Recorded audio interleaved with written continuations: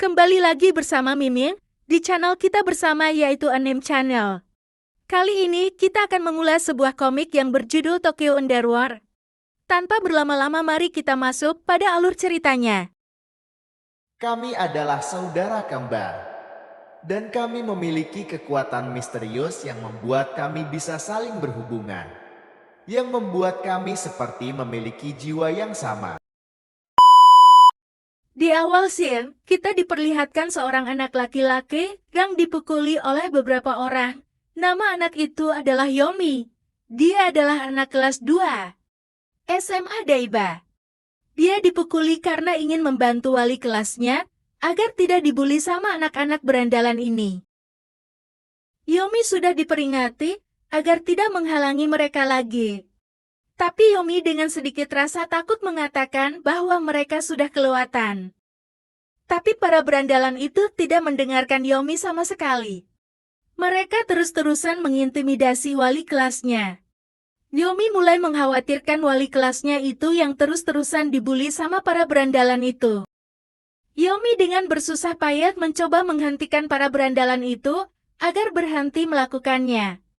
Tiba-tiba dari belakang terlihat ada tangan yang mengarah ke berandalan itu dan menjambak rambut dan melemparnya ke belakang. Ternyata dia adalah Yami, saudara kembar dari Yomi.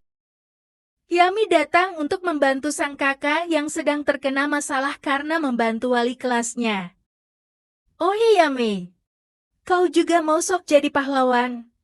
kata berandalan itu sambil mengepalkan tangannya di depan Yami. "Saya tidak peduli dengan apa yang kalian lakukan dengan wali kelas Yabuche, tapi jika kalian berani menyentuh saudaraku, akan kuhabisi kalian semua," kata Yami dengan kesal sebelum memberikan pelajaran sama berandalan-berandalan itu.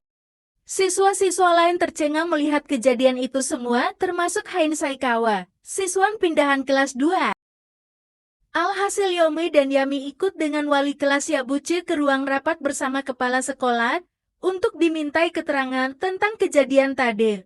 Wali kelas Yabuche meminta kepada kepala sekolah agar tidak mempermasalahkan kejadian tadi. Setelah keluar rapat, Yomi dan Yami mulai berdebat tentang Yomi yang begitu ceroboh karena membiarkan dirinya terlibat masalah, karena ketika Yomi atau Yami terkena masalah, maka satu sama lain akan merasakannya. Mereka bisa mendapatkan luka dan sakit yang sama jika salah satu dari mereka terluka. Dan masalah itu sudah dialami sejak mereka masih kecil. Ini adalah fenomena yang dinamakan Twin Synchronicity. Setelah mereka berdebat panjang, lebar, mereka mulai menenangkan diri. Yomi mulai meminta maaf sama Yami untuk memar yang dia dapat juga karena kecerobohannya. Yami mulai menyuruh untuk melupakan saja masalah wali kelasnya itu, karena dia itu orang dewasa bisa mengurus dirinya sendiri. Tapi kalau kau yang dikeroyok, aku pasti akan menolongmu karena kita ini adalah keluarga. Yomi pun menjawab perkataan adiknya itu, kalau pasti wali kelas Yabuchi juga punya keluarga yang merasa seperti itu, mengkhawatirkannya. Setelah mendengar jawaban Yomi, Yami mulai mendapatkan ide gilanya dengan menyuruh Yami untuk terus-terusan ikut campur, agar Yami punya alasan untuk terus beraksi membantunya. Haha, kerja bagus bro, kalau emang mau terlibat, sekalian aja hajar, kata Yami sambil tertawa dan memukul pundak Yomi. Tidak lama setelahnya, wali kelas Yabuchi akhirnya keluar juga dari ruang rapat. Yomi mulai menyapa wali kelas Yabuchi dan bertanya apakah semua baik-baik saja. Wali kelas Yabuchi hanya memberikan respon pasrah sama keadaan. Yami dengan ekspresi yang jengkel menjambak rambut wali kelas Yabuchi dan mulai menasehatinya.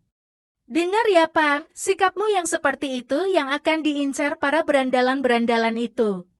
Yomi begitu panik melihat sikap adiknya kepada wali kelasnya itu dan refleks menarik rambut Yami juga. Wali kelas sama sekali tidak mempermasalahkan yang tadi, justru dia hanya mengingatkan Yomi dan Yami agar menjaga sikap di Dharma Wisata besok. Sambil berjalan wali kelas Yabuchi memperhatikan layarnya yang terlihat ada sebuah postingan gambar yang aneh dan dikomentari beberapa orang. Wali kelas Yabuchi begitu serius memperhatikan gambar yang tadi, seakan-akan dia tahu sesuatu tentang gambar itu. Ngomong-ngomong HP-nya wali kelas Yabuchi iPhone bukan sih. Scene sekarang berpindah pada malam hari di sebuah apartemen. Terlihat Yomi lagi memasak untuk makan malam.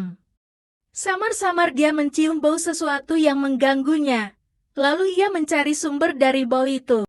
Ternyata bau itu berasal dari kamar dan dia memergoki Yami sedang merokok dalam kamar. Yomi begitu marah melihat adiknya yang mulai belajar merokok. Yomi langsung mengambil rokok yang ada di tangan Yami. Yami begitu kesal dengan kakaknya itu karena telah mengganggu kesenangannya. Yomi mulai sedikit menasehati adiknya itu tentang, kalau ayah dan ibunya tahu pasti mereka akan marah. Yami malah berkata itu tidak mungkin.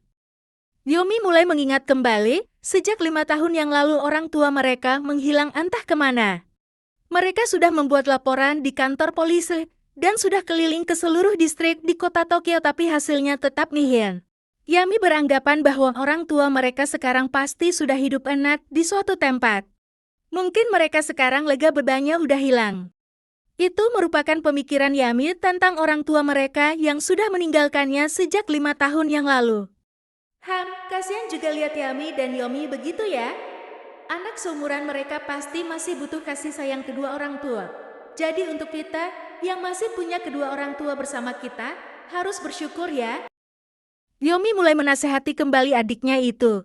Kalau tak mungkin orang tua mereka berpikiran begitu. Yomi yakin pasti ada alasannya, kenapa orang tua mereka menghilang. Yami malah tidak percaya kalau orang tua mereka pergi dengan suatu alasan. Yami dan Yomi akhirnya bertengkar gara-gara masalah itu. Yami begitu marah pada keadaan yang mereka alami sekarang. Yami hanya berkata bahwa keluargaku itu hanyalah kau kakak. Scene pun berpindah pada 5 tahun yang lalu di mana saat itu sedang hujan deras dan Yami kecil sedang menangisi orang tua mereka yang hilang pergi entah kemana. Yami, mulai sekarang kita harus berusaha bersama. Jangan cemas, kita akan baik-baik saja. Kata Yomi untuk menenangkan adiknya yang sedang menangisi orang tua mereka. Semua akan baik-baik saja, Yami. Itulah kata-kata pengantar tidur untuk Yami di masa sekarang. Keesokan harinya, Yomi dan Yami beserta rombongan Dharma wisata lainnya tiba di Menara Tokyo. Terlihat di situ begitu ramai pengunjung lain. Terlihat juga di situ ada wali kelas Yabuchi sebagai pemimpin Dharma wisata ini. Seumuran kita ke Menara Tokyo? Emangnya anak TK? Oke, aku cabut dulu ya hehe. Kata Yami sambil pergi dan mengejek Yomi. Tapi tindakannya itu ditahan oleh Yomi. Terlihat juga di situ ada anak murid pindahan kemarin yaitu Saikawa. Yomi mencoba mengajak Saikawa untuk berbicara dengannya, tapi tanggapan dari Saikawa begitu cuek. Tanggapan Saikawa itu membuat Yomi jadi terkejut dan terdiam sejenak. Tapi Yomi tetap ingin mencairkan suasana dengan berkata kepada Saikawa, ekspresimu tadi agak seram hei. Kau takut ketinggian ya? Yami menegur kakaknya itu agar tak usah terlalu meladeni orang cuek seperti dia. Setelah Yami berkata seperti itu, tiba-tiba Saikawa berkata bahwa dia tidak suka tempat ini dan dia bahkan benci dengan Menara Tokyo. Dia bertanya kepada Yomi dan Yami, apakah mereka pernah mendengar soal Tokyo Underworld? Dengan perasaan terkejut dan bingung Yami dan Yomi bertanya-tanya tentang Tokyo Underworld itu sebenarnya apa. Kemudian Saikawa menjawab bahwa itu adalah kota Tokyo lain, di mana mereka yang menyebabkan kematian orang lain terjatuh. Mereka yang jatuh dianggap bersalah dan akan dihukum mati oleh para penjaganya. Kemudian Yami mulai menanggapi perkataan dari Saikawa bahwa itu hanya rumor online yang baru-baru ini viral. Orang bilang kalau itu neraka nyata dengan pendosa dan penjaga iblis. Atau semacamnya kan? Beberapa orang di sosmed pernah ngaku kalau pernah kabur. Banyak orang percaya soal neraka di bumi macam ini. Neraka? Pasti tempatnya seram banget, kata Yomi dengan ekspresi sedikit takut dengan itu. Seram saja bukan, apa-apa kata Saikawa. Kedua adik kakak itu hanya terdiam melihat raut wajah Saikawa yang begitu serius dengan masalah itu. Tiba-tiba di tengah-tengah obrolan mereka, terdengar suara seseorang yang berkata, "Lepaskan aku." Yami dan Yomi segera berlari ke arah suara itu berasal. Ternyata itu adalah suara dari wali kelas Yabuche diganggu lagi sama anak-anak berandalan kemarin. Yami dan Yomi langsung menolong wali kelas Yabuche dari orang-orang itu. Setelah pulang dari Dharma Wisata, anak-anak di dalam base terus membicarakan soal wali kelas Yabuche yang dibully oleh anak-anak berandalan tadi. Yami hanya bisa terdiam kesal melihat situasi ini. Pak Yabuchi Sensei hanya bisa tertunduk diam mendengarkan semua itu dan mengambil sesuatu di dalam tas bawahnya. Pak Yabuchi Sensei terus memperhatikan gambar yang kemarin di layar HP miliknya, dengan berkata, "Aku pasti bisa. Aku harus melakukannya." Sebenarnya apa ya?